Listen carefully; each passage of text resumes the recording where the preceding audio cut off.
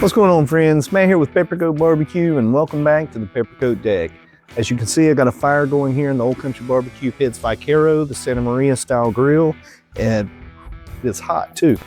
I'm gonna wait for this to burn down into a nice coal bed. I got some lump oak charcoal with a few pecan splits on top of that. And when I get this burnt down, I'm gonna throw on a rack of beef back ribs. Now, I have never made these. This is a brand new cut for me. If you're like me, you've walked by these 100 times in the supermarket. Usually it's a much narrower cut. There's no meat on the bones. I saw these and I thought, you know what? I'm gonna give it a shot. They were 20 bucks. And I've seen some guys smoke these, look like they had good results. Not seeing many people do these over direct heat. I will admit up front, I'm probably making a mistake, but I like that seared flavor on beef. And so I'm gonna try these today right here on the Santa Maria style grill, nice and low and slow over a hot coal bed. So we'll see what happens. You can see here, there's still a lot of meat on this. Basically, you're just getting what's between the bones. I did pull part of the membrane off the back, and to be honest, that's kind of against my better judgment because there's really nothing here to hold this together. So I think as it cooks, there's a likelihood that it'll fall apart. I'm hoping these little tip ends up here, this fatter part will keep it together. But for my seasoning today, again, I thought about just doing salt, pepper, garlic, a little simple SPG, but I found this Brazilian steak Kinder's seasoning. It's a chimichurri style blend, smells really good. So I'm just going to give it a light coat of this, and I'm gonna let it sit here on the counter for probably about another hour or so until my pit gets up to temp and we get some nice coals burned down, and then we'll throw it on. So I got me a good coal bed over here, scraped over to this side. I'm gonna put these on, but I'm gonna watch them pretty close. I'll probably come out about every 15 to 20 minutes and check on these. I'm starting with the bone side down, and yeah, we'll just keep watching on them, see what they do. Now, I'm probably going to either spritz these or baste these during the cook to keep them moist, because over this direct heat, without wrapping these, they will dry out. So yeah, we'll just keep an eye on them and give them what they need. It's only been 15 minutes since we put these ribs on here, but you can see we're already getting a lot of rendering of that fat, a lot of dripping. So I want to go ahead and flip these over. Oh yeah, already getting some color here on that back side. And this fire is not hot at all. So it's really cooled down a lot now. I can probably hold my hand here for 10 seconds or better over this fire.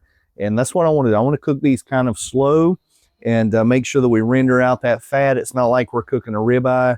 I'm going to go ahead and move some coals around also while I'm out here. I'm going to rake these over. Let's see if I can put these in here and get these splits to light back up. A little smaller piece there.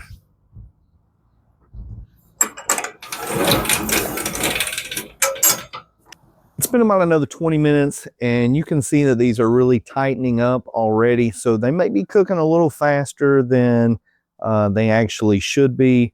But I'm going to keep these flipped. I want to go ahead and turn them back over. See, we're getting some color here on this side. I wasn't really sure what to put on these. Didn't just want to spray it with apple cider vinegar the way that I would pork ribs.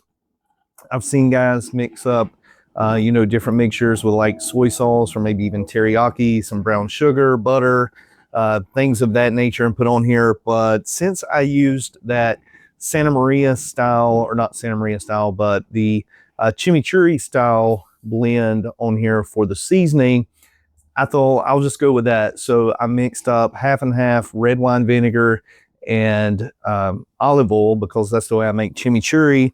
But instead of putting everything in it, I just put some of the seasoning in it that's already on here. So I've just mixed that up, and that's what I'm going to use to baste these with. Now, I'll admit at this moment, these ribs are not looking great. They're all curled up. And honestly, I don't know if this video will make YouTube. But as we say here in North Carolina, even occasionally, a blind squirrel gets a nut, so I'm hoping for a nut today. It's been an hour now since I put these ribs on. I'm gonna go ahead and flip them over this direction and get this other end near the fire for a little bit. It seems a little cooler now, even to the touch over there. And I'll put a little of this chimichurri here on the back side. I'm starting to worry a little bit about this membrane that we left on here, because this piece right here where I stopped pulling it off, it's very hard. So we'll see how that finishes rendering out. I'm gonna go ahead and move some more coals around while I'm out here. These splits are burning down pretty good, but I'm probably just going to bring you back when these are about done. I'll take care of it. You go do what you want to do. I'll meet you back here in 5 seconds.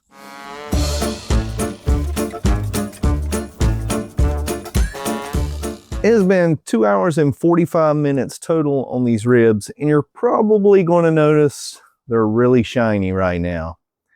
I know it's hard to get anything by you. I said, hold on 5 seconds, you come back and they're wrapped. Anytime you're cooking, you have to learn to be adaptable.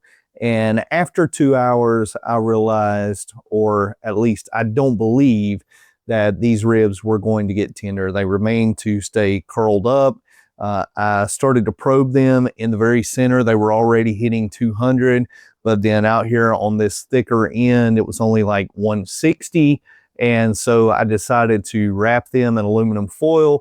I poured the rest of that red wine vinegar and olive oil mixture in here that has that Kinder seasoning in here that we used on it, and put it back over my coals. My coals are just about gone now. I got a couple of splits that's just flaming out down there. So I'm gonna go ahead and unwrap this. I think by now this has to be done. I hope that they're cooked evenly. I know they smell really good. Even in the foil, I can smell them. So I'm curious to see what they look like having been wrapped, to see if we get that bone pullback that I was really hoping for, that I wanted to get. Definitely looking a lot better than what we had before I wrapped them. So these bones are really hot. I like to get this flipped over and yet not have it laying on the deck. Oh yeah. Oh, now that's looking nice. We'll take some of this fat and this juice and drippings that came out of this this rack, and I'm just going to baste it right back on there for a minute. Leave it setting here, then we will slice this up and give it a try.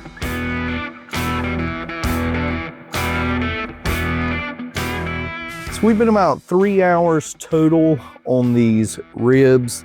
They turned out looking pretty nice. I mean, you know, they're not the prettiest things in the world.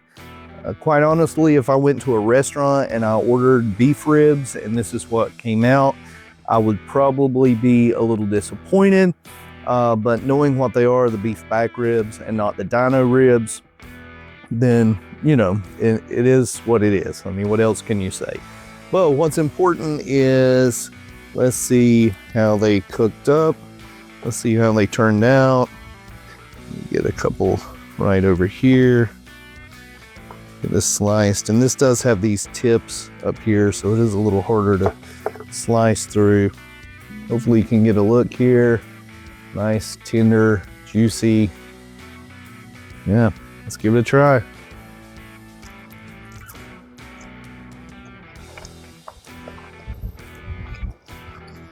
Oh man.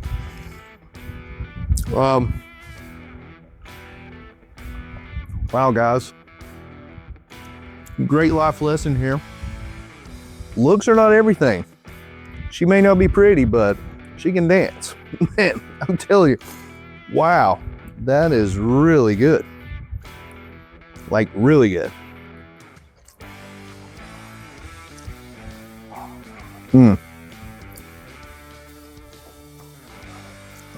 I may need a minute.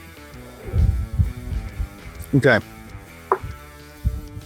So I have to take a few minutes and process this, because these are really, really good. I mean, really good. Now, they could have probably cooked in that wrap just a little bit longer. There's still a lot of fat content in there. Most of it's rendered out, but there's still a little bit in there that's not.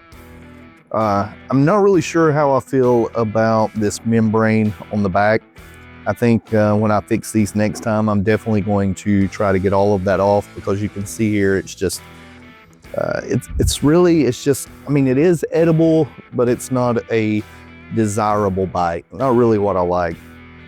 Overall, these beef ribs turned out great.